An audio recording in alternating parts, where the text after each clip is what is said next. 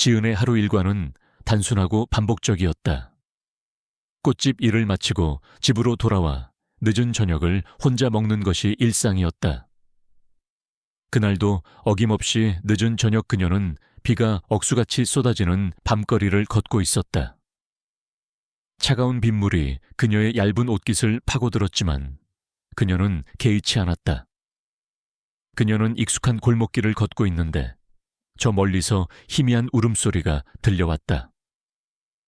그녀는 발걸음을 멈추고 소리가 나는 쪽으로 다가갔다. 낡은 상자 속에는 빗물에 젖은 채 온몸을 떨고 있는 새끼 고양이 한 마리가 있었다. 어미에게 버림받은 듯 새끼 고양이는 필사적으로 울고 있었다.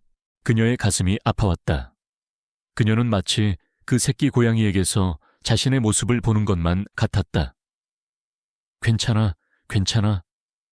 그녀는 작은 목소리로 속삭이며 고양이를 조심스럽게 안아들었다.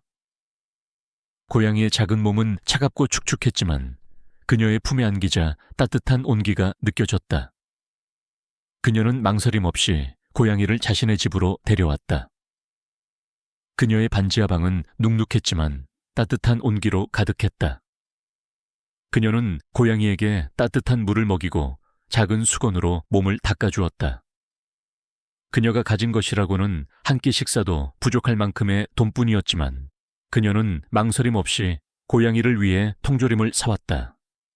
고양이는 허겁지겁 통조림을 먹었고 지은은 그런 고양이를 보며 흐뭇한 미소를 지었다. 그녀의 삶은 고독했지만 그녀는 여전히 따뜻한 마음을 가진 사람이었다. 그녀의 내면은 겉으로 드러나는 것보다 훨씬 더 강하고 아름다웠다. 그녀의 삶에 작은 변화가 찾아온 것은 지금으로부터 6개월 전이었다. 그녀는 평생의 반려자가 될 사람 민호 씨를 만났다. 그는 그녀에게 따뜻하게 다가왔고 그녀의 외로움을 감싸주었다. 그녀는 그의 따뜻함에 마음을 열었고 그와 결혼을 약속했다. 그녀는 그를 통해 비로소 가족이라는 따뜻한 울타리를 가질 수 있을 것이라고 생각했다. 그러나 그녀의 희망은 곧 산산조각날 위기에 처했다. 민호 씨의 가족은 그녀를 처음부터 마음에 들어 하지 않았다. 그녀가 고아라는 사실을 알게 된 순간 그들의 따뜻했던 표정은 차가운 경멸로 바뀌었다. 어디서 굴러먹던 애인지도 모르는데 우리 귀한 아들과 결혼이라니. 아무것도 가진 것 없는 애가 우리 집에 시집 오겠다고 뻔하지. 돈 보고 온 거 아니겠어. 그들의 비아냥거리는 말들은 칼날이 되어 그녀의 가슴을 찔렀다. 민호 씨는 가족들 앞에서 그녀를 보호해주지 않았다. 그는 가족들의 눈치를 보며 엄마 그래도 지은이 착하잖아 라고 말할 뿐이었다. 그의 작은 목소리는 그녀에게 아무런 위로도 되지 못했다. 그녀는 그에게서조차 외로움을 느꼈다.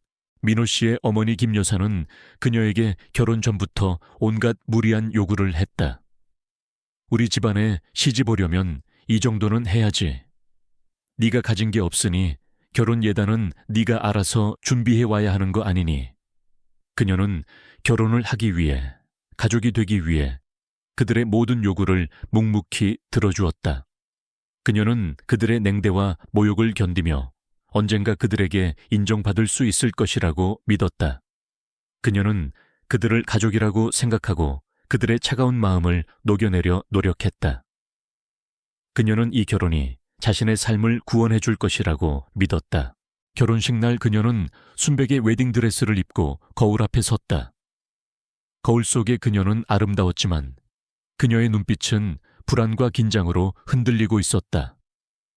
그녀는 손목에 낡은 은색 목걸이를 걸고 있었다. 엄마, 저 결혼해요. 엄마가 계셨다면 좋았을 텐데. 그녀는 조용히 눈물을 훔쳤다. 그녀는 이제 곧 가족이 될 것이라는 희망을 품고 드디어 평생의 행복을 찾을 수 있을 것이라고 생각했다. 그녀는 앞으로 닥칠 폭풍을 전혀 알지 못한 채 희미한 미소를 지으며 문을 나섰다. 모든 것이 완벽하게 통제된 그러나 곧 산산조각날 평온의 순간이었다. 결혼식장은 수많은 하객들로 북적였다. 화려한 꽃장식과 웅장한 음악이 흘러나왔고 모두가 행복한 미소로 신랑 신부의 등장을 기다리고 있었다. 지은은 손을 맞잡은 민호와 함께 단상 아래에 섰다. 민호는 지은의 손을 잡고 있었지만 그의 눈빛은 왠지 모르게 불안정해 보였다. 지은의 가슴은 기대와 동시에 알 수 없는 불안감으로 요동치고 있었다. 그녀는 그 불안감을 애써 무시하며 앞으로 펼쳐질 행복한 미래만을 꿈꾸었다. 그녀는 이 결혼이 자신의 삶에 드디어 따뜻한 빛을 가져다 줄 것이라고 믿었다. 사회자의 낭낭한 목소리가 결혼식의 시작을 알렸다. 자, 이제 신부 입장 음악이 바뀌고 지은은 아버지의 손을 잡고 입장하는 다른 신부들처럼 당당하게 걸을 수 없었다. 그녀의 손을 잡아줄 아버지도 어머니도 없었기 때문이다. 그녀는 혼자서 두려움과 설렘이 뒤섞인 표정으로 버진 로드를 걷기 시작했다. 그녀의 발걸음은 가벼웠지만 그녀의 마음은 무거웠다. 그녀는 그 순간 자신이 얼마나 외로운 존재인지 다시 한번 깨달았다. 하지만 그녀는 민호가 기다리고 있는 단상 끝을 향해 꿋꿋이 걸어갔다. 민호는 그녀를 기다리고 있었지만 그의 얼굴에는 따뜻한 미소 대신 굳어진 표정만이 가득했다. 지은이 민호 앞에 다다르자 사회자는 신랑 신부의 혼인 서약을 낭독하기 시작했다. 그들의 목소리가 울려 퍼지는 동안 지은은 민호의 눈을 바라보았다. 그녀는 그에게서 진심 어린 사랑을 확인하고 싶었지만 그의 눈빛은 흔들리고 있었다.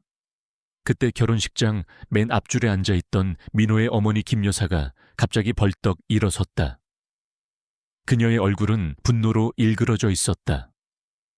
그녀의 돌발적인 행동에 결혼식장은 순식간에 술렁이기 시작했다.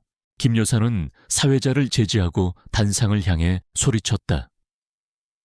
잠깐, 이 결혼 제가 반대합니다. 그녀의 목소리는 결혼식장 전체를 뒤흔들 만큼 날카로웠다. 민호는 당황한 표정으로 어머니를 말리려 했지만 김 여사의 기세에 눌려 아무 말도 하지 못했다. 그녀는 지은을 향해 싸늘한 눈빛을 던졌다.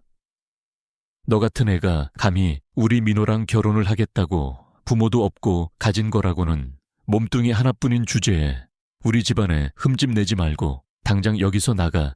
김 여사의 비난은 칼날이 되어 지은의 가슴을 난도질했다.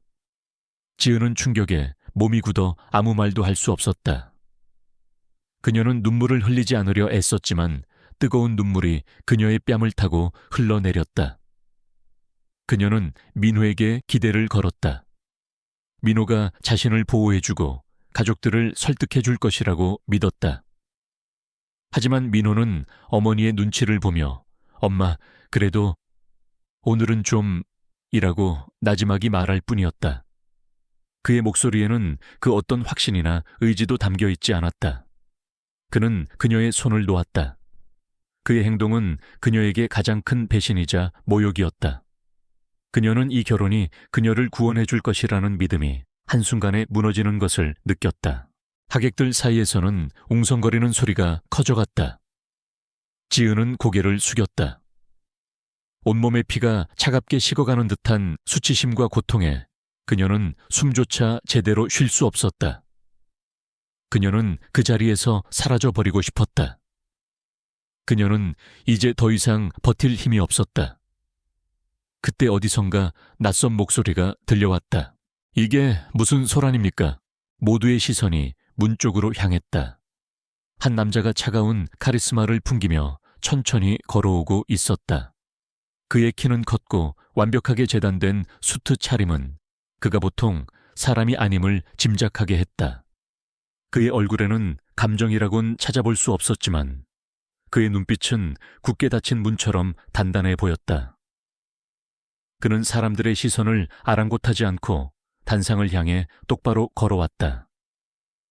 그의 등장에 민호의 가족들은 당황한 표정을 감추지 못했다. 남자는 지은 앞에 멈춰 섰다. 그는 차갑고 위압적인 목소리로 말했다. 저한테는 이 결혼식을 망치는 행위로밖에는 보이지 않는군요. 그의 말은 분명히 민호의 가족을 향한 경고였다. 그는 지은을 외면하는 민호와 그 가족들을 번갈아 보며 마치 맹수처럼 위협적인 분위기를 풍겼다. 지은은 고개를 들고 그 남자를 바라보았다. 그녀는 그가 누구인지 알지 못했다. 그러나 그녀는 그의 눈빛에서 민호에게서는 느낄 수 없었던 단단한 확신을 보았다.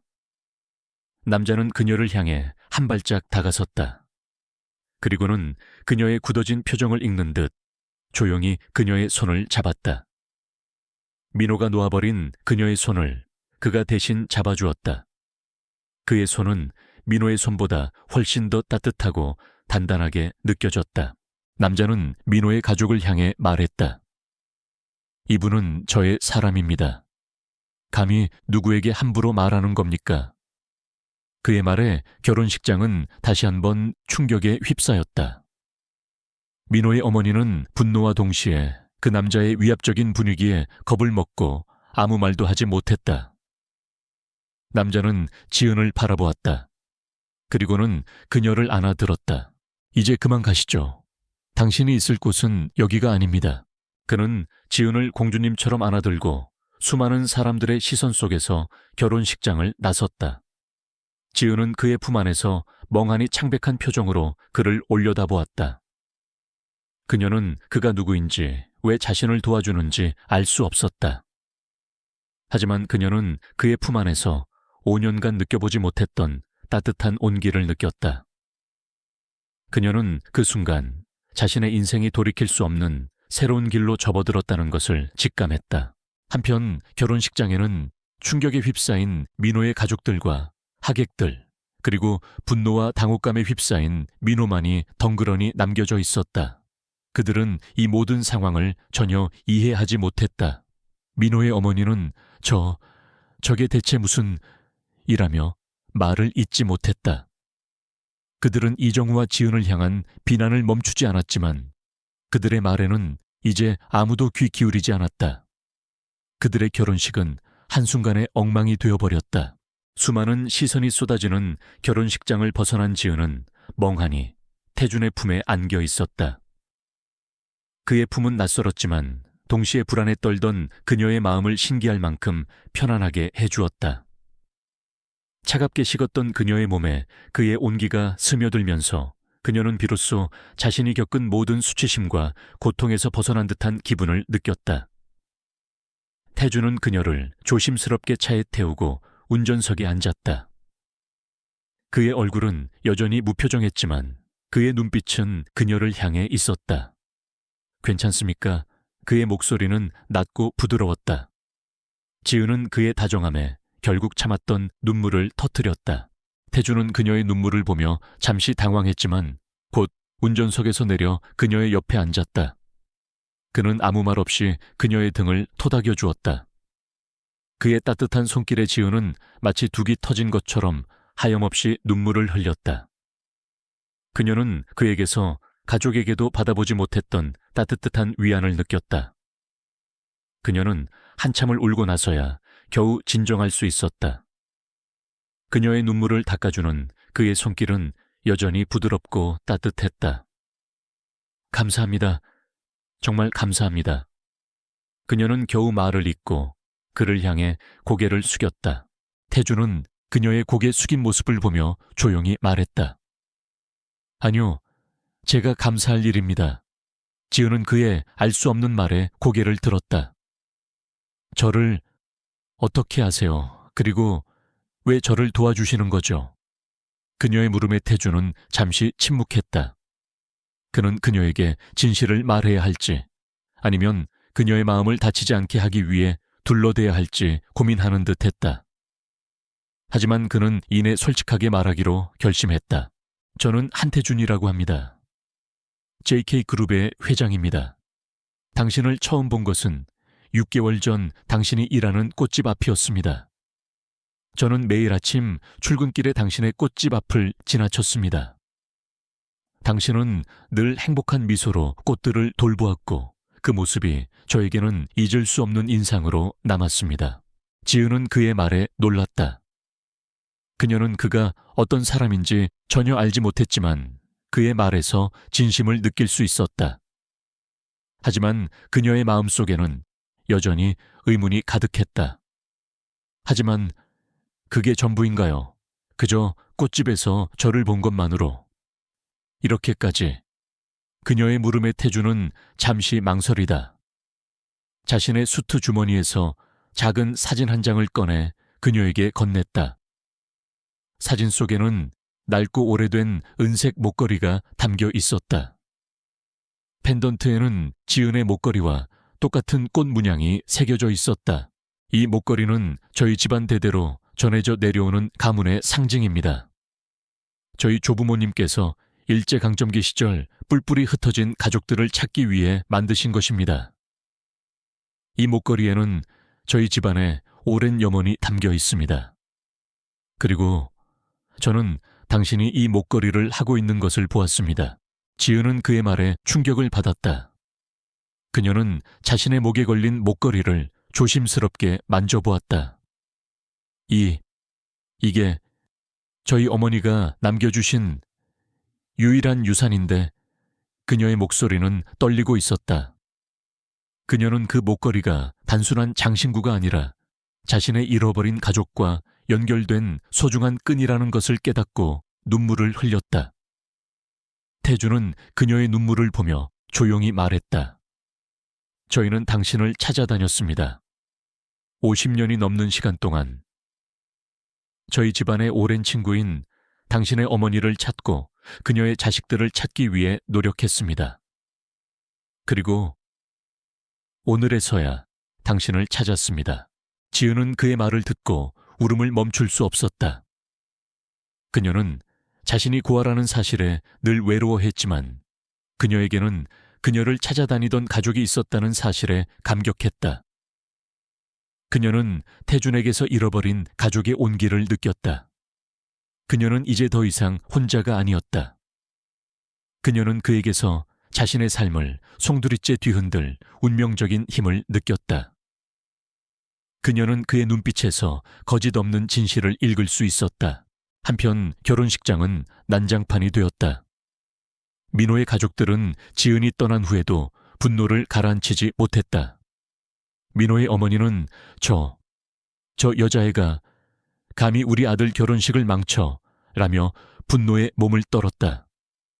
민호는 어머니에게 엄마, 도대체 저 남자가 누군데? 라고 소리쳤지만 어머니는 그의 말을 듣지 않았다. 그녀는 이 모든 것이 지은이 계획적으로 꾸민 일이라고 믿었다. 민호의 아버지는 결혼식장에 모인 하객들을 진정시키고 민호에게 당장 저 여자애가 어디로 갔는지 알아봐. 그리고 그 남자 누구인지 신원부터 파악해 라고 명령했다. 그들의 얼굴에는 분노와 함께 알 수 없는 불안감이 드리워져 있었다. 그들은 자신들의 아들 결혼식을 망친 태준이 단순한 방해꾼이 아니라는 것을 직감했다. 그들은 태준의 위압적인 분위기에서 엄청난 권력과 힘을 느꼈다. 그들은 지은을 다시 찾아와 그녀가 태준과 어떤 관계인지 밝혀내고 이 모든 것을 이용해 태준을 협박할 계획을 세웠다. 그들의 비열한 음모는 이미 시작되었다. 민호의 가족들은 그날 결혼식에 참석한 지인들을 통해 태준과 지은에 대한 온갖 억측과 소문을 퍼뜨리기 시작했다. 그 여자애가 사실은 그 남자한테 접근해서 돈을 뜯어내려 한 거라던데 그 남자가 그 여자를 납치해 간 거 아니야. 그들의 입에서 나온 말들은 마치 사실인 양 빠르게 퍼져나갔다. 그들은 지은을 악녀로 만들고 태준을 그녀의 꼭두각시로 만들려 했다. 그들의 목적은 지은을 다시 한번 사회적으로 매장시키고 태준에게 복수하는 것이었다. 태준은 이 모든 상황을 알고 있었다. 그는 민준에게 전화를 걸어 지금 결혼식장에서 무슨 일이 벌어지고 있는지 알아봐. 그리고 그들의 모든 행동을 감시해 라고 지시했다. 그의 목소리는 차분했지만 그 안에는 분노가 담겨 있었다. 그는 지은이 더 이상 상처받는 것을 원치 않았다.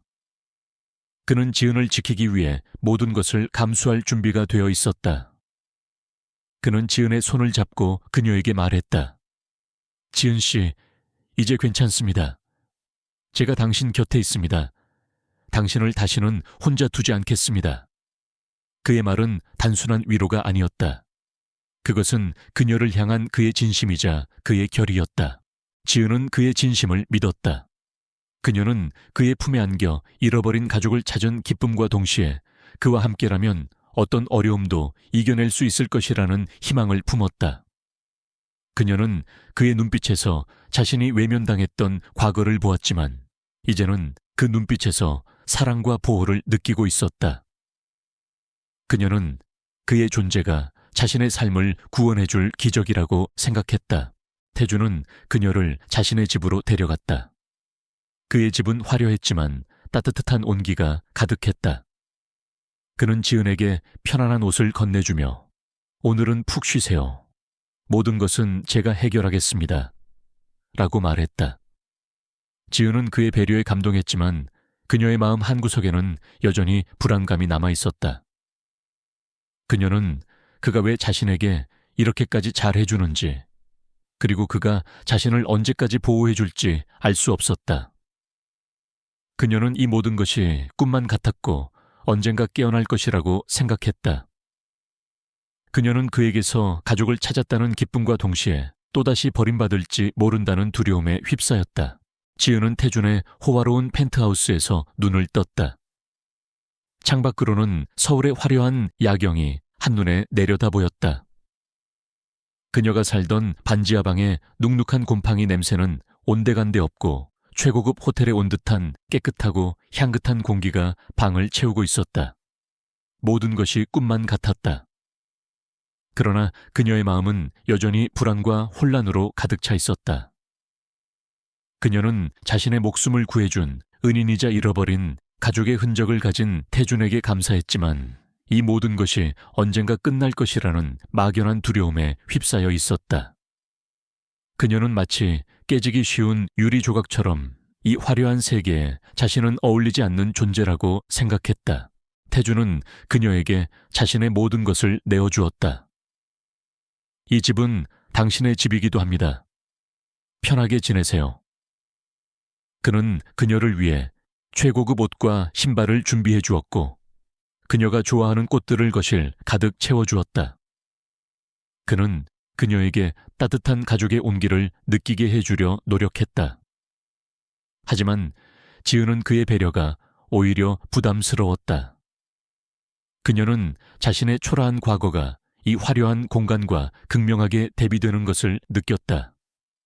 그녀는 그에게 받은 따뜻함이 언젠가 거대한 짐이 되어 돌아올 것이라고 생각했다. 태준은 그녀에게 자신의 비서인 민준을 소개해주며 지은 씨의 모든 것을 도와줄 것입니다. 라고 말했다. 민준은 지은에게 깍듯하게 존댓말을 썼고 그녀가 불편해하지 않도록 세심하게 배려했다. 지은은 그의 친절함에 감사했지만 그녀의 마음속에는 여전히 태준에 대한 복잡한 감정이 자리 잡고 있었다. 그녀는 그가 자신의 목걸이를 보고 자신을 찾아다녔다는 사실에 감사했지만 동시에 그가 자신을 가족의 일원으로 받아들여 줄지 아니면 그저 자신이 가진 목걸이의 의미 때문에 자신을 보호해주고 있는 것인지 알 수 없었다. 그녀는 그의 진심을 알고 싶었지만 차마 용기를 낼 수 없었다. 그녀는 그에게서 상처받는 것이 두려웠다. 한편 민호의 가족들은 지은과 태준을 향한 음모를 멈추지 않았다. 그들은 결혼식장에서의 수치심을 갚아주기 위해 수단과 방법을 가리지 않았다. 민호의 어머니는 온갖 사람들에게 그 여자애가 그 남자한테 접근해서 신분 상승을 노리는 꽃뱀이다 라고 소문을 퍼뜨렸다. 그녀는 지은의 초라한 과거를 들춰내고 그녀가 살았던 반지하 방의 사진을 찍어 인터넷에 올리기까지 했다. 이런 애가 감히 우리 민호랑 결혼을 하려 했다니. 그녀의 악의적인 글들은 빠르게 퍼져나갔고 지은은 순식간에 사회적으로 매장되었다. 사람들은 그녀를 신데렐라를 꿈꾼 욕심 많은 여자라고 비난했다. 민호는 이 모든 상황을 보며 지은에 대한 분노와 동시에 그녀를 놓쳤다는 후회에 휩싸였다. 그는 지은이 사실은 엄청난 부하 권력을 가진 태준의 보호를 받고 있다는 것을 뒤늦게 깨달았기 때문이다. 그는 지은을 찾아가 그녀에게 매달렸다. 지은아, 제발 다시 돌아와줘. 내가 잘못했어. 우리 다시 시작하자. 그의 비굴한 태도는 지은의 마음을 더욱 차갑게 만들었다. 지은은 그의 비열함에 경멸을 느꼈다. 그녀는 그에게서 가족이 될 수 없다는 것을 다시 한번 깨달았다. 그녀는 그에게 다시는 저에게 나타나지 마세요. 라고 단호하게 말했다. 그녀의 말은 민호의 자존심에 큰 상처를 남겼고 그는 그녀를 향한 분노와 증오를 불태웠다. 태준은 지은을 보호하기 위해 모든 것을 감수하고 있었다. 민호의 가족이 퍼뜨린 악의적인 소문들은 JK그룹의 주계도 영향을 미치기 시작했다. 투자자들은 태준의 사생활에 대한 의혹에 불안해했고 태준이 추진하던 대규모 신사업 프로젝트에도 차질이 생기기 시작했다. 태준의 비즈니스 경쟁자들은 이 기회를 놓치지 않았다. 그들은 태준의 사생활을 빌미로 그를 공격하고 그의 사업을 방해했다. 태준은 자신의 모든 것을 걸고 지키려 했던 사업이 한순간에 무너질 위기에 처했다. 태준은 이사회에서 이사들의 거센 반발에 직면했다. 회장님의 사생활 문제가 회사에 막대한 피해를 입히고 있습니다. 이 여자와의 관계를 정리하십시오. 그들의 목소리는 차갑고 단호했다. 그들은 태준의 사생활이 아닌 그가 추진하던 사업의 이권만을 생각하고 있었다. 이사들은 태준에게 한 달이라는 시간을 주었다. 한 달 안에 이 문제를 해결하고 프로젝트를 성공시키지 못하면 회장님의 자리가 위태로울 것입니다. 그들의 말은 협박이었다. 태준은 이사들의 비열한 협박에도 불구하고 지은을 포기할 수 없었다. 그는 지은을 지키는 것이 자신의 사명이자 자신의 책임이라고 생각했다. 지은은 이 모든 사실을 알고 있었다. 그녀는 태준이 자신 때문에 모든 것을 잃을 위기에 처했다는 사실에 죄책감을 느꼈다. 그녀는 그에게서 벗어나야 한다고 생각했다. 태준 씨, 제가 떠날게요. 저 때문에 태준 씨가 힘들어지는 것을 원하지 않아요. 그녀의 눈에는 절망감이 가득했다. 그녀는 그에게서 떠나 다시 혼자서 자신의 삶을 살아가는 것이 그를 돕는 유일한 방법이라고 생각했다. 하지만 태준은 그녀의 손을 잡았다. 지은 씨, 당신은 잘못한 것이 없습니다. 이 모든 것은 제가 해결할 것입니다. 제가 당신을 지키고 싶습니다.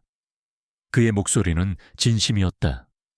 그는 그녀를 향한 자신의 감정이 단순한 동정이나 연민이 아니라는 것을 깨달았다. 그는 그녀의 순수함과 강인함에 매료되었고 그녀를 사랑하게 되었다. 그는 지은과 함께라면 어떤 어려움도 이겨낼 수 있을 것이라고 믿었다. 하지만 태준의 사업을 방해하고 이사들을 선동한 배후에는 민호의 아버지가 있었다. 그는 태준의 경쟁사와 손을 잡고 태준을 무너뜨릴 계획을 세우고 있었다. 그 녀석이 그 여자 때문에 모든 것을 잃게 될 거야. 그의 비열한 웃음소리가 울려 퍼지는 동안 지은은 태준의 품에 안겨 불안에 떨고 있었다. 그녀는 자신 때문에 그가 모든 것을 잃게 될 것이라는 두려움에 사로잡혔다. 그녀는 이제 더 이상 도망칠 수 없었다. 그녀는 그와 함께 이 모든 시련에 맞서 싸워야 했다. 그들의 운명은 이제 돌이킬 수 없는 절정으로 치닫고 있었다. 태준은 기자회견을 자청했다. 그의 결정에 이사들은 격렬하게 반발했다. 회장님, 지금 기자회견은 불에 기름을 붓는 격입니다. 사생활 문제를 공론화해서 좋을 게 없습니다. 그들은 태준을 만류하려 했지만 그의 결심은 확고했다. 태준은 더 이상 숨지 않고 정면으로 맞서 싸우기로 했다. 그의 옆에는 지은이 굳은 표정으로 서 있었다. 그녀는 더 이상 불안에 떨고 있는 약한 여자가 아니었다. 그녀는 태준을 믿었고 그와 함께 이 모든 시련을 이겨낼 준비가 되어 있었다. 그녀는 태준의 손을 굳게 잡으며 말했다. 태준 씨, 저 때문에 이렇게까지. 그녀의 말에 태준은 미소 지으며 말했다. 괜찮습니다. 당신은 혼자가 아닙니다. 제가 당신 곁에 있습니다. 기자회견장은 수많은 카메라 플래시와 기자들로 북새통을 이루었다. 그들의 눈빛은 스캔들에 대한 호기심과 태준이 무너지는 모습을 보려는 기대감으로 가득 차 있었다. 민호의 가족들은 회심의 미소를 지으며 기자회견장 맨 앞줄에 앉아 있었다. 그들의 옆에는 태준의 경쟁사 임원이자 민호의 아버지와 손을 잡고 태준을 무너뜨리려 했던 박성필 상무가 앉아 있었다. 그들은 자신들의 계획이 성공할 것이라고 확신했다. 태준은 단상에 올라 마이크를 잡았다. 그의 얼굴은 평소처럼 무표정했지만 그의 눈빛은 그 어느 때보다도 단단하고 확신에 차 있었다. 그는 잠시 숨을 고르고 조용하고 힘있는 목소리로 입을 열었다. 먼저 최근 저와 김지은 씨에 대한 악의적인 소문에 대해 말씀드리겠습니다. 그 소문은 사실이 아닙니다. 태준의 첫 마디에 기자회견장은 술렁이기 시작했다. 그들은 태준이 자신의 사생활을 인정하고 사과할 것이라고 예상했기 때문이다. 하지만 태준은 그들의 예상을 빗나갔다. 그는 이 모든 소문이 민호의 가족들이 퍼뜨린 악의적인 거짓말이라는 것을 밝히기 시작했다. 그는 민호의 가족들이 지은을 모욕하고 그녀에게 무리한 요구를 했다는 사실을 증명하는 녹취록과 문자 메시지를 공개했다. 스크린에는 민호의 어머니가 지은에게 폭언을 퍼붓고 결혼 예단을 요구하는 내용이 선명하게 담겨 있었다. 기자들은 충격에 휩싸였다. 그들은 그동안 지은을 꽃뱀으로 매도했던 자신들의 기사가 얼마나 편협하고 악의적이었는지 깨닫고 부끄러워했다. 민호의 가족들은 얼굴이 새하얗게 질렸다. 그들은 자신들의 비밀이 이렇게 공개적으로 폭로될 것이라고는 상상도 하지 못했기 때문이다. 그때 민호의 어머니가 벌떡 일어나 소리쳤다. 그것은 조작된 증거일 뿐입니다. 저 여자가 우리에게 접근해서 돈을 뜯어내려 한 거라고요. 하지만 태준은 그녀의 말을 무시하고 다음 증거를 공개했다. 스크린에는 태준의 비서인 민준이 촬영한 민호의 아버지가 박성필 상무와 만나 태준을 무너뜨릴 계획을 짜는 영상이 재생되었다. 영상 속에는 그들이 태준의 사생활을 이용해 주가를 조작하고 신사업 프로젝트를 방해하려 했던 모든 내용이 담겨 있었다. 박성필 상무와 민호의 아버지는 얼굴이 굳어 아무 말도 하지 못했다. 그들의 비열한 음모가 모든 사람들에게 폭로되는 순간이었다. 기자회견장의 분위기는 180도 바뀌었다.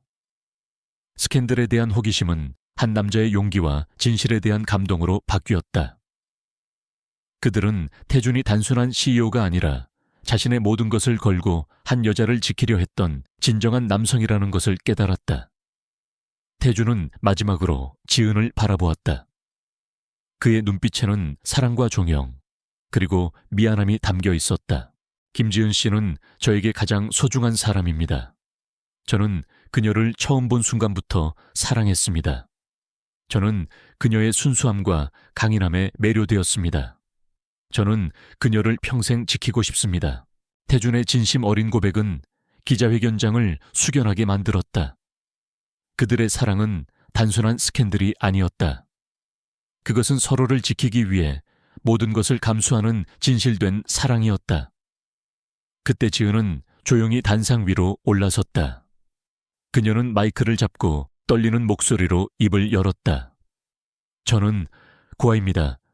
부모님께서 남겨주신 것이라고는 이 목걸이 하나뿐입니다. 그녀는 자신의 목에 걸린 목걸이를 조심스럽게 꺼내 보였다. 펜던트에 새겨진 꽃 문양은 태준이 보여주었던 사진 속 문양과 똑같았다. 이 목걸이는 저의 가족을 찾기 위한 유일한 단서였습니다.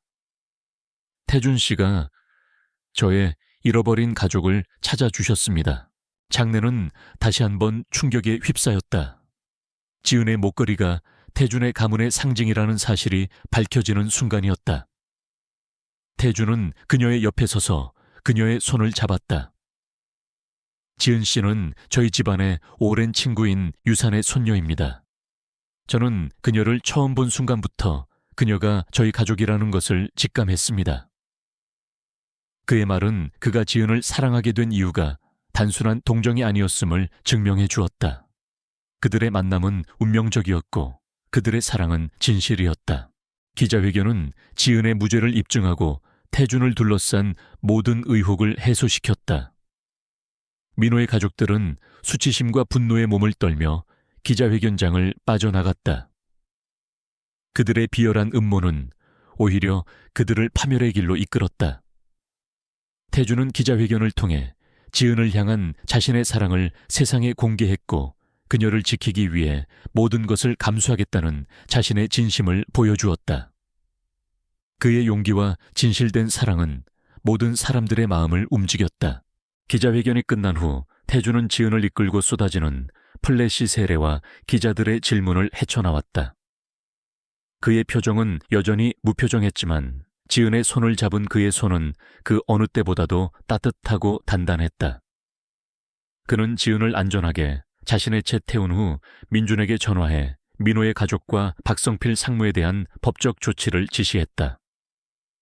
한치의 오차도 없이 그들의 모든 불법 행위를 처벌해 그들의 악의적인 행동에 대한 대가를 치르게 할 거야. 그의 목소리는 차분했지만 그 안에는 분노와 단호함이 담겨 있었다. 한편 기자회견장에서 도망치듯 빠져나온 민호의 가족과 박성필 상무는 자신들의 몰락을 직감했다. 그들은 자신들의 모든 비열한 음모가 태준의 손바닥 안에서 노란한 것임을 깨달았다.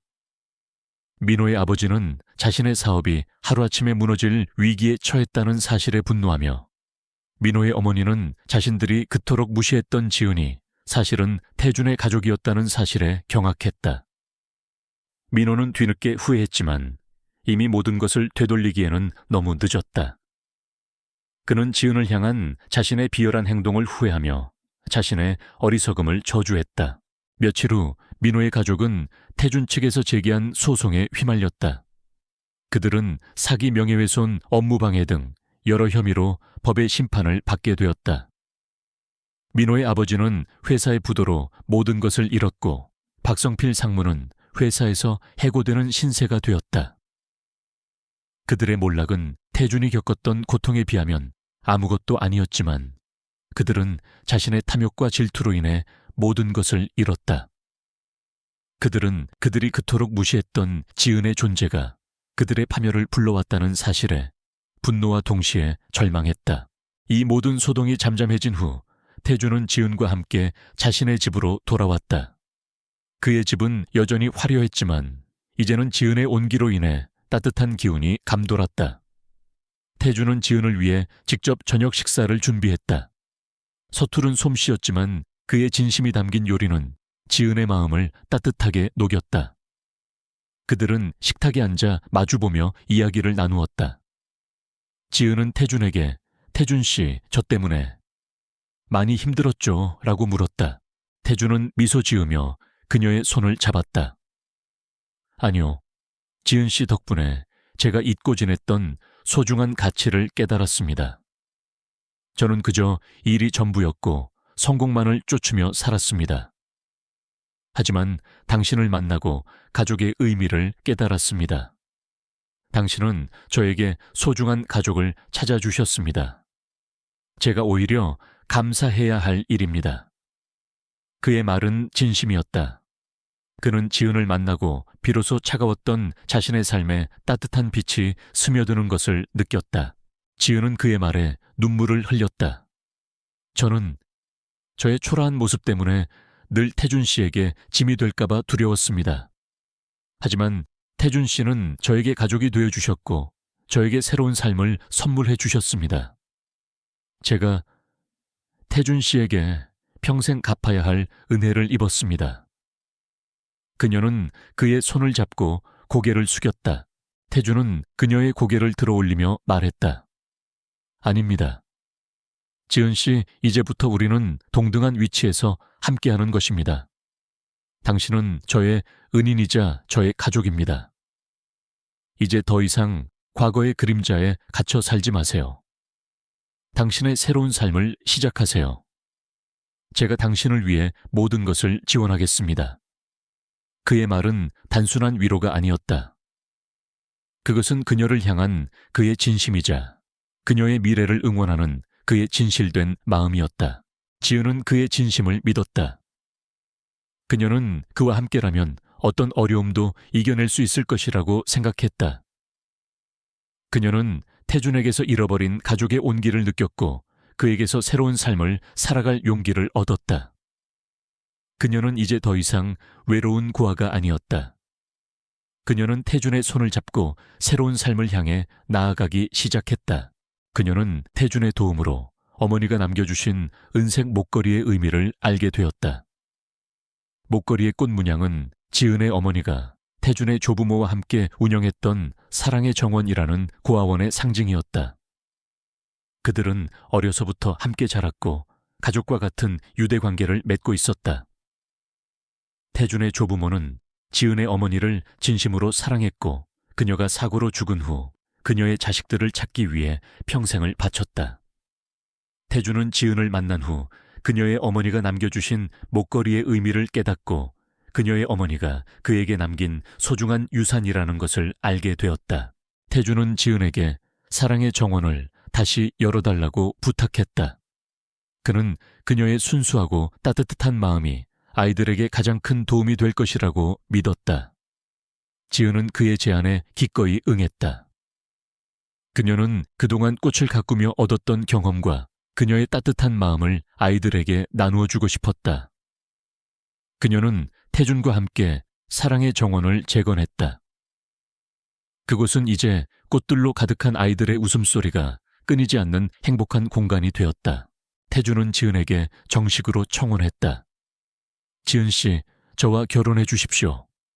당신이 저에게 가족을 찾아준 것처럼 저도 당신에게 평생의 가족이 되어주고 싶습니다. 지은은 그의 진심 어린 청혼에 눈물을 흘렸다.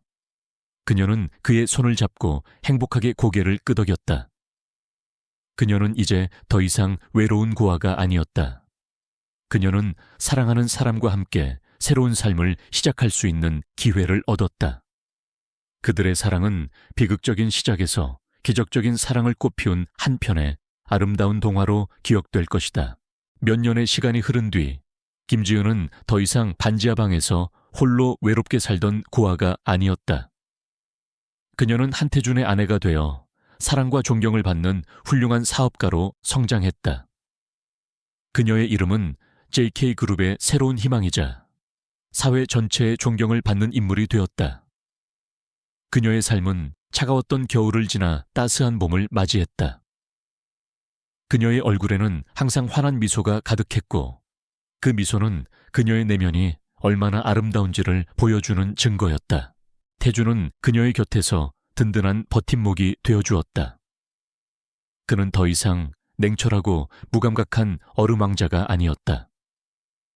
그는 지은과 함께 따뜻한 가족의 온기를 느끼며 살아가는 진정한 사랑꾼이 되었다. 그는 지은이 하는 모든 일을 존중하고 지지했다. 그녀가 사랑의 정원을 확장하고 싶어 하자 그는 자신의 사재를 털어 그녀를 도왔다.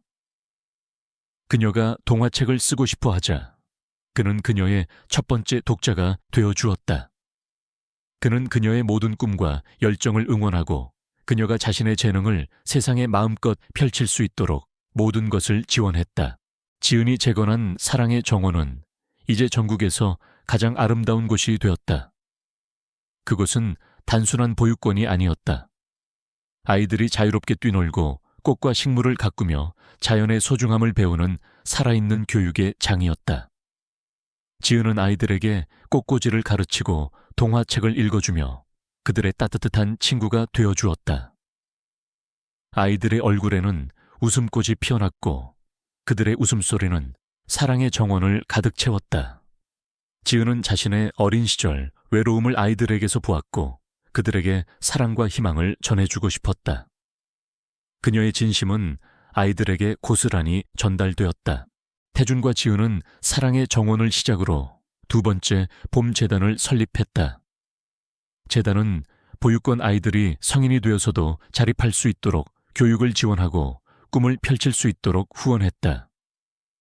지은은 재단의 이사장으로서, 태준은 이사로서 함께 활동하며 그들의 사랑과 선행을 세상에 나누었다. 그들의 이야기는 세상의 많은 사람들에게 감동과 희망을 주었고 많은 기업들이 그들의 뜻에 동참하기 시작했다. 그들의 선행은 사회 전체에 긍정적인 영향을 미쳤다. 어느덧 두 사람은 결혼 1주년을 맞이했다. 그들은 화려한 파티 대신 사랑의 정원에서 아이들과 함께 작은 기념 행사를 열었다. 아이들은 직접 만든 꽃다발을 들고 그들에게 축하 노래를 불러주었다. 그들의 순수한 노랫소리에 지은은 눈물을 흘렸고 태준은 따뜻한 미소로 그녀를 안아주었다. 그때 한 여자아이가 지은에게 다가와 작은 은색 목걸이를 건넸다. 그 목걸이는 지은이 늘 착용하고 다니던 목걸이를 본떠서 만든 것이었다. 선생님, 이 목걸이 행복을 가져다 주는 목걸이래요. 선생님도 행복하세요. 여자아이의 말에 지은은 울음을 참을 수 없었다. 그녀는 그 목걸이를 조심스럽게 목에 걸고 아이를 품에 안았다. 그들의 결혼 기념일 태준은 지은에게 깜짝 선물을 준비했다. 그것은 다름 아닌 그들이 처음 만났던 동네에 김지은이라는 이름의 작은 꽃집을 열어준 것이었다. 그 꽃집은 두 번째 봄이라는 이름을 가지고 있었다. 그녀는 그 꽃집의 문을 열고 들어서자 그녀의 눈앞에는 태준이 준비한 또 다른 선물이 있었다. 태준은 그녀의 손에 반지를 끼워주며 말했다. 지은 씨, 이제 더 이상 외로운 고아가 아닙니다. 당신은 저의 아내이자 사랑의 정원, 아이들의 엄마이자 그리고 이 세상에서 가장 아름다운 사람입니다. 당신의 두 번째 봄을 축하합니다. 지은은 그의 진심에 감동했다. 그녀는 그의 손을 잡고 그가 선물해준 꽃집의 창밖을 바라보았다. 창밖으로는 그녀가 처음 그를 만났던 거리가 보였다. 그녀는 그 거리에서 외로움을 느꼈지만 이제는 그곳에서 행복을 찾았다. 그녀의 옆에는 사랑하는 남편이 있었고 그녀의 뒤에는 그녀의 따뜻한 사랑을 받는 아이들이 있었다. 그녀는 이제 더 이상 혼자가 아니었다. 이야기의 마지막 한 장의 사진이 모든 것을 함축하고 있었다. 두 번째 봄, 꽃집의 작은 정원에서 지은과 태준은 아이들과 함께 꽃을 심고 있었다. 지은은 웃으며 꽃들에게 물을 주고 있었고 태준은 그녀의 어깨에 기대어 따뜻한 눈빛으로 그녀를 바라보았다. 아이들은 그들의 주위를 뛰어다니며 행복한 웃음소리를 내고 있었다. 그들의 모습은 차가웠던 겨울을 지나 따뜻한 봄을 맞이한 한 가족의 완전한 행복을 상징하는 듯했다. 그들은 서로에게 의지하며 서로를 사랑하며 새로운 삶을 살아가고 있었다. 그들의 이야기는 비극적인 시작에서 기적적인 사랑을 꽃피운 한편의 아름다운 동화로 기억될 것이다. 김지은의 하루는 언제나 새벽의 희미한 푸른빛과 함께 시작되었다.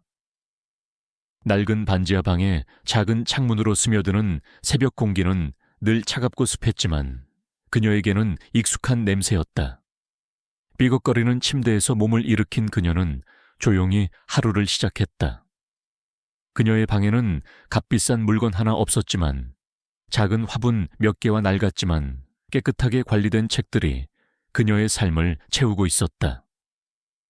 시계 초침 소리만이 텅 빈 방 안을 규칙적으로 채우고 있었고 그 소리는 그녀의 고독을 묵묵히 증명하는 것만 같았다. 그녀는 조용히 세수를 하고 얇은 셔츠를 걸쳤다. 거울 속 자신의 얼굴은 앳된 모습이었지만 그 안에 담긴 눈빛은 이미 삶의 무게를 아는 듯 깊고 쓸쓸했다. 그녀의 직장은 동네 어귀에 자리한 작은 꽃집 꽃피다였다. 그녀는 주인이 아플 때 잠시 가게를 봐주다 정식으로 일하게 된 지 1년이 넘었다. 이른 아침 가게 문을 열고 들어서면 싱그러운 꽃향기가 그녀를 방했다.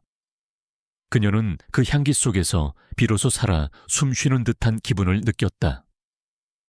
지으는 꽃들을 마치 살아있는 생명체처럼 다루었다.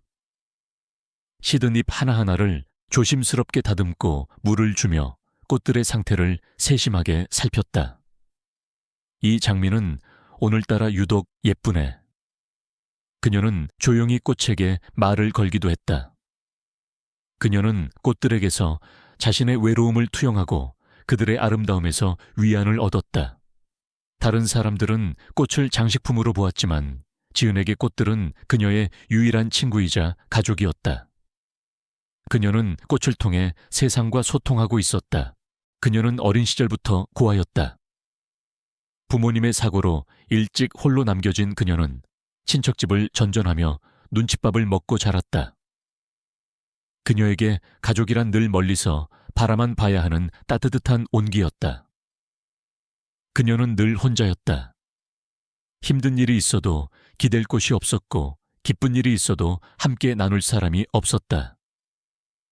그녀에게 남겨진 유일한 유산은 낡은 은색 목걸이 하나였다.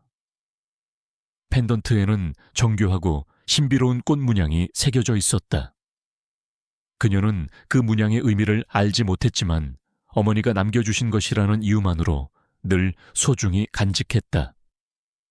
목걸이는 그녀의 가슴에 늘 차가운 감촉으로 닿아 있었지만 그녀에게는 그 어떤 보석보다도 따뜻한 위안을 주었다.